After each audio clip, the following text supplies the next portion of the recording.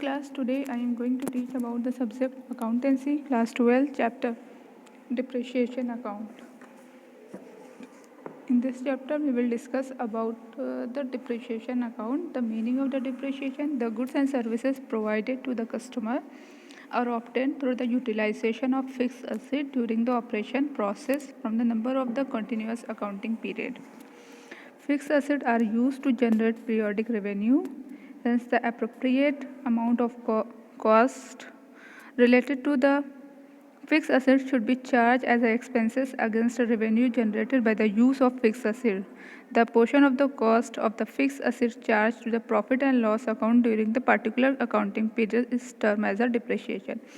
Depreciation क्या है कि जो भी गुड्स और सर्विसेज जो भी कस्टमर को प्रोवाइड किए जाते हैं किसके थ्रू, फिक्स एसेट को यूटिलाइजेशन के थ्रू, जब हम फिक्स एसेट का यूज़ करते हैं उसके थ्रू हम गुड्स और सर्विसेज प्रोवाइड करते हैं कस्टमर्स को किसी एक पार्टिकुलर अकाउंटिंग पीरियड में। तो इसका जो फिक्स एसेट है वो एक तरह से हमको क्या प्रोवाइड करता है, जनरेट करता है पीरियोडिक रेवेन्यू। हर एक साल उसका जो है उसके थ्रू रेवेन्यू जनरेट होती है। The appropriate amount of cost related to the fix asset should be charge as a expenses. एक अप्रोप्रिएट अमाउंट जो है जो उस फिक्स एसेट पर चार्ज किए जाते हैं जिसको ऐसे एक्सपेंसेस कहेंगे, जो कहाँ से चार्ज करते हैं, रेवेन्यू से। रेवेन्यू से मतलब use of the fix asset, उस फिक्स एसेट्स का यूज़ करके जो भी रेवेन्यू जनरेट होता है उससे कुछ अप्रोप्रिएट अमाउंट जो है, अमाउंट ऑफ द कॉस्ट जो है इस रेवेन्यू से जनरेट किया जाता है और वो the portion of the cost of the fixed asset charged to the profit and loss account during the particular accounting period। तो उसी को फिक्स अमाउंट जो है, जो अप्रोप्रिएट अमाउंट है उस फिक्स एसेट्स पर के रेवेन्यू से जो जनरेट होती है उसी को कहा गया है depreciation. Depreciation denote the decrease in the value of asset but in term of accounting it is refer as a decrease in the book value of the asset. Depreciation term जो है वो डिक्रीज करता है क्या, value of the assets. Value of the asset जैसे जैसे decrease होती जाती है वैसे वैसे डिप्रिशिएशन भी होगा। मगर अगर हम इसको दूसरे उसमें देखें, अकाउंटिंग के टर्म में देखा जाए तो हमारी जो बुक वैल्यू होगी उस एसेट्स की वो भी जो है डिक्रीज की। It refer to as a decrease in the book value of the asset. Depreciation is the permanent and continuous decrease in the book value of fix asset due to the use, exclusion of time and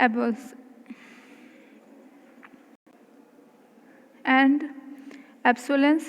It is treated as non-cash expenditure। तो goodwill कैसे treat किया जाता है, non cash expenditure treat किया जाता है, जो कि क्या है, ये परमानेंट है और कॉन्टीन्यूअस जो है किससे, जब वैल्यू ऑफ द एसेट्स जो है टाइम टू टाइम उसका यूज़ करेंगे तो उसकी वैल्यू ऑफ एसेट्स क्या होगी, बुक वैल्यू, वो डिक्रीज होगी। और किस रीज़न से, उसके यूज़ करने से, जो टाइम उसमें लगा उससे, और एबल्सेंस से के थ्रू। बहुत सारे राइटर ने अपनी अपनी डिफिनेशन दी है। Depreciation may be define as a permanent decrease in the value of asset through wear and tear in the use or passing the time. BK विकी ने अपने डिफिनेशन में कहा है कि डिप्रिशिएशन क्या है, एक permanent decrease in the value of asset. Permanent decrease in the value of asset it means that कि जैसे जैसे value of the asset decrease होगी तो परमानेंटली हम इसका हर एक साल हर एक अकाउंटिंग पीरियड में उस वैल्यू से कुछ अमाउंट जो है, कुछ अप्रोप्रिएट अमाउंट चार्ज करेंगे। और फिर ये किस लिए है, इसका पर्पस क्या है कि इसी डिप्रिशिएशन अमाउंट को हम इकट्ठा करके जब एक फिक्स एसेट का एक एक्सपेक्टेड वैल्यू मान लिया जाता है कि वो 10 साल चलेगा, 5 साल चलेगा, उस हिसाब से जब वो फिक्स वैल्यू का एक्सपेक्टेड 10 साल के बाद जो भी उसकी वैल्यू मिलेगी, जैसे आज हमने गुड्स खरीदा 50,000 की, 10 साल के बाद वो 5,000 की वो बिक रही है, तो जो 5,000 मिला और हर एक साल उसके रेवेन्यू से जो अप्रोप्रिएट अमाउंट जो चार्ज किया गया, तो उस दोनों को यूज़ करके एक नई फिक्स एसेट खरीदी जा सकती है। इसलिए goodwill may be written off repeatedly if the book are prosperous. Yet this prosperity is an indication that goodwill is at least as valuable as it was ever. Thus an asset that is actually increase in value may be written down in the book of account, and the term old depreciation is sometimes extended to cover even such an instance as this. Definition क्या है? Accounting definition क्या? Depreciation account is a system of accounting which aim to distribute the cost and other basic value of tangible assets and less say, if any, over the estimated useful life of the unit in a systematic and rational manner. It is a process of allocation, not a valuation. Depreciation for the year is a portion of that charge under such a system that is allocated to the year. Through the allocation may be properly taken into the account occurrence during the year. It is not intended to measure the effective of all the such occurrence. तो depreciation accounts क्या है? एक systematic accounting है जिसका M क्या होता है? To distribute the cost and other basic value of the tangible asset. जो हमारे टेंजिबल एसेट्स है, जितनी भी टेंजिबल है, फिक्स फर्नीचर है, मशीन है और जितनी भी फिक्स एसेट्स है, लैंड को नहीं डिप्रिशिएशन किया गया है. लैंड जो है वो हमारे डिप्रिशिएशन में इंक्लूड नहीं है, उस पर डिप्रिशिएशन नहीं होता है.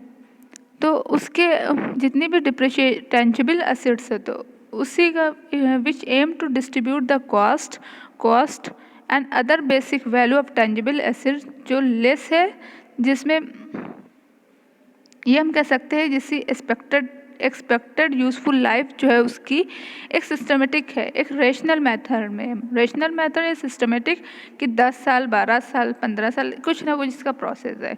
It is a process of allocation, not a valuation. ये एलोकेशन का प्रोसेस है. डिप्रिशिएशन जो है वो वैल्यूएशन नहीं है. कि दूसरी चीज़ है depreciation for the year is a portion of that charge under such a system that is allocated to the year. जिस ईयर में जितना होगा रेवेन्यू जनरेट होगा उस पर्टिकुलर फिक्स एसेट से, उस हिसाब से उसको चार्ज किया जाएगा.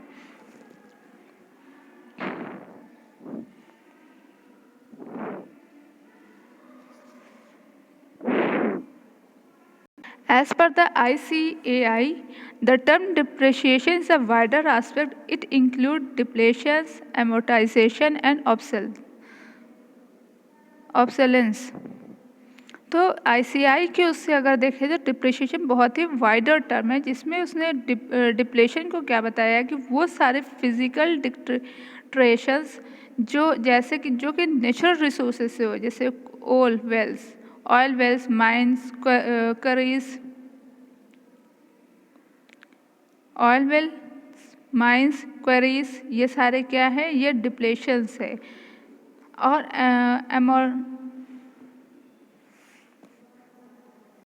the word amortizations refer to the fall in the value of intangible assets. एक तरह से कह सकते हो वो tangible assets है. डिप्लेशंस जिसकी फिजिकल एक्सिस्टेंस हो गया, और intangible assets के लिए क्या है? amortizations, जैसे कि गुडविल, पेटेंट, कॉपीराइट, ट्रेडमार्क. और तीसरा वर्ड है एब्सोलेंस. वो किसी जो इकोनॉमिक डिक्टेरेशन से, जैसे टेक्निकल डेवलपमेंट, फैशन, टेस्ट, इन सारे चीज़ों को रखा गया. Keep in the view the significance of depreciation in accounting. ICAI has specially frame accounting standard 6 depreciation accounting which provide guideline for charging depreciation in financial account. तो accounting standard 6 जो है वो सारे रूल और रेगुलेशन जो है जो financial account में डिप्रिशिएशन कैसे चार्ज करना है, क्या रूल है, क्या गाइडलाइन है चार्जिंग की डिप्रिशिएशन की, उसमें सारी चीज़ मेंशन है. Accounting treatment of depreciation. The amount of depreciation to be charge during the accounting period can be recorded in the book of account as follows. जब हम ड्यूरिंग द अकाउंटिंग पीरियड में कोई भी चीज़ डिप्रिशिएशन चार्ज कर रहे हैं तो इसको दो फॉर्म में होगा. एक accumulated, no accumulated depreciation account is open when the accumulated depreciation account is to be open. तो एक्यूमुलेटेड डिप्रिशिएशन क्या होता है? एक्यूमुलेटेड मतलब होता है कोई चीज़ एक साथ होना, टोटल होना.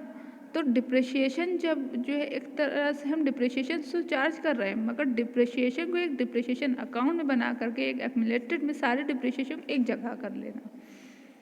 तो इसमें मेथड फर्स्ट है, जब डिप्रिशिएशन एक्यूमुलेटेड डिप्रिशिएशन अकाउंट नहीं ओपन किया जाएगा, जैसे कि first entry when the asset is purchase for cash, तो हमारा दोनों के लिए सेम मेथड होगा, asset account debit to cash account.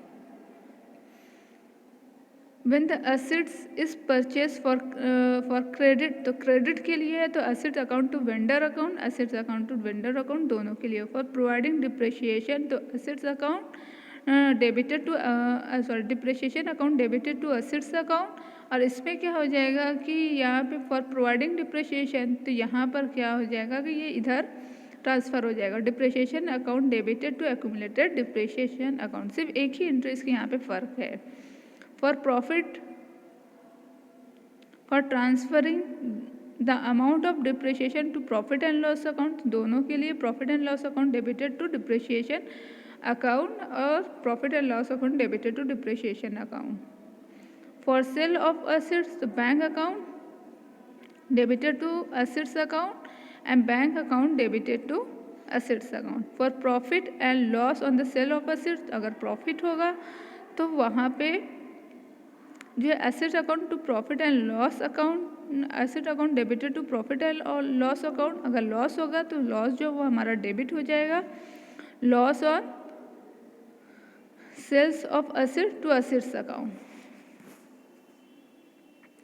For transferring of profit and loss on the sale of assets, तो उसके लिए उसका क्या प्रोविज़न है,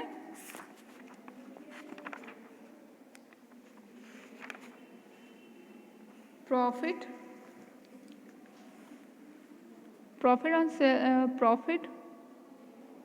on sales of assets account to profit and loss account.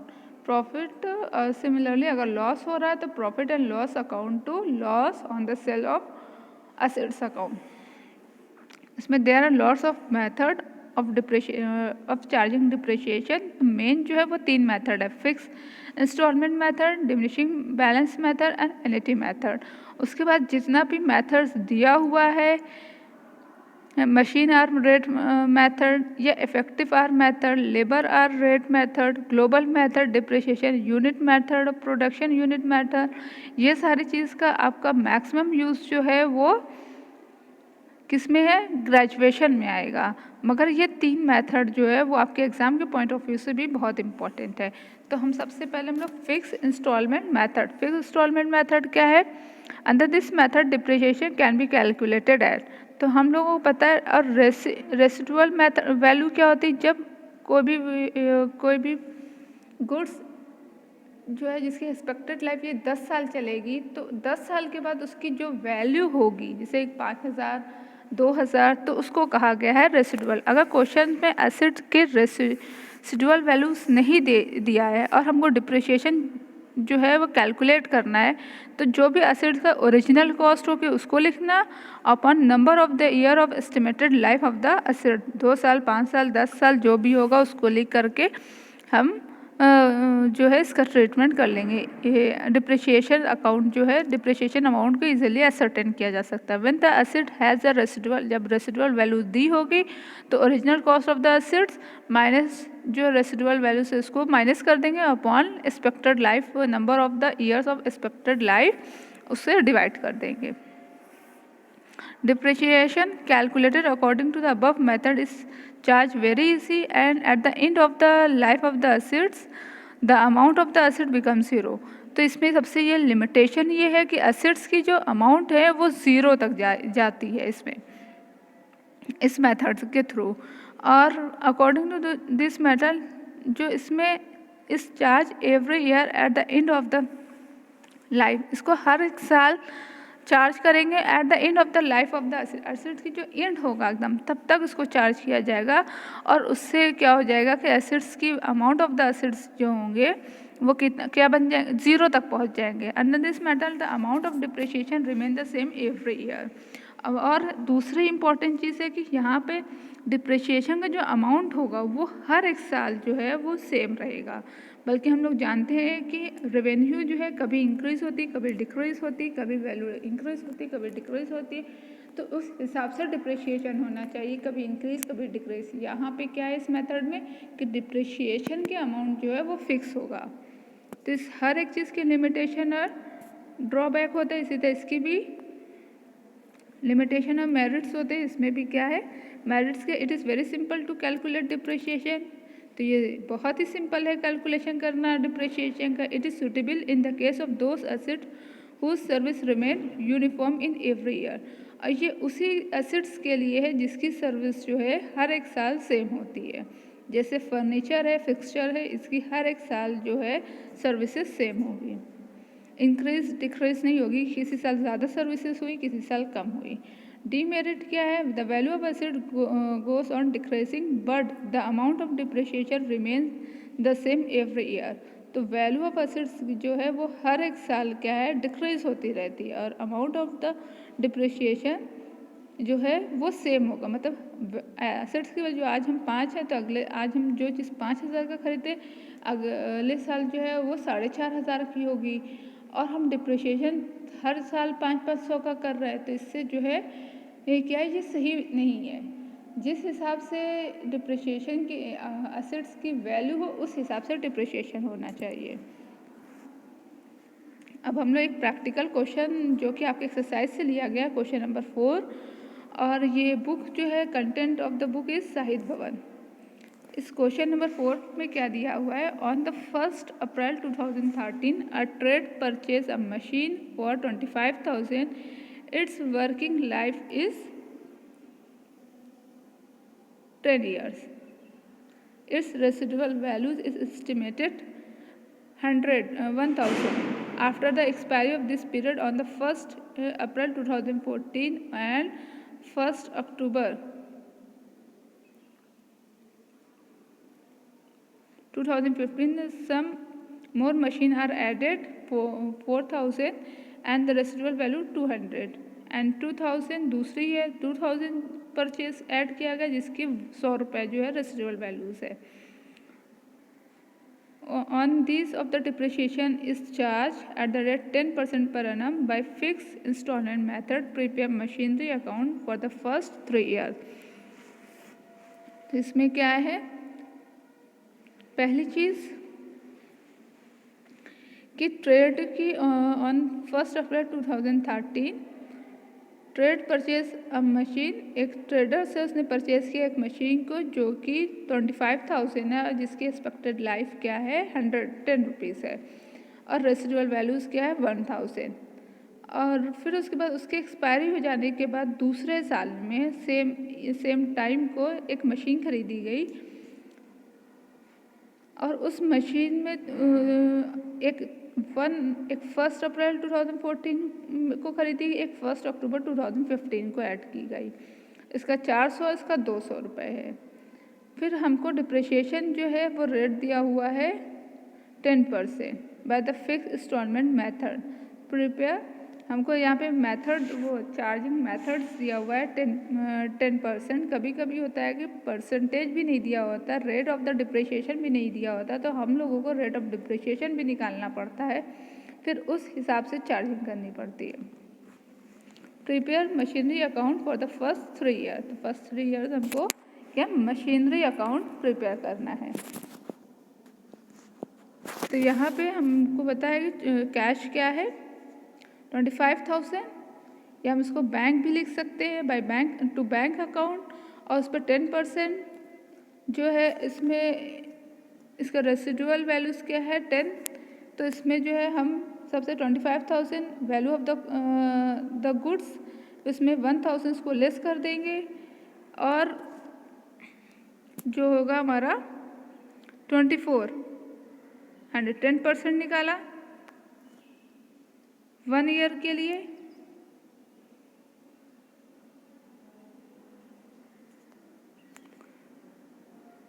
जो कि हमारा 2400 होगा।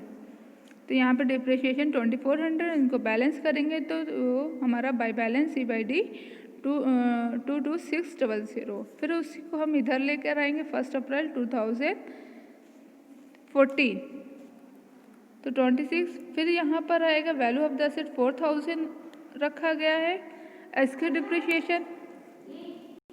तो इसी तरह से हम लोग पूरा बैलेंसिंग कर लेंगे और डिप्रिशिएशन चार्जिंग कर लेंगे तो हमारे फाइनली बैलेंस आ जाएगा जो कि 22945 है। और ये हम लोगों का आज का टॉपिक कंप्लीट होगा। You have any doubt you can ask me question. Thank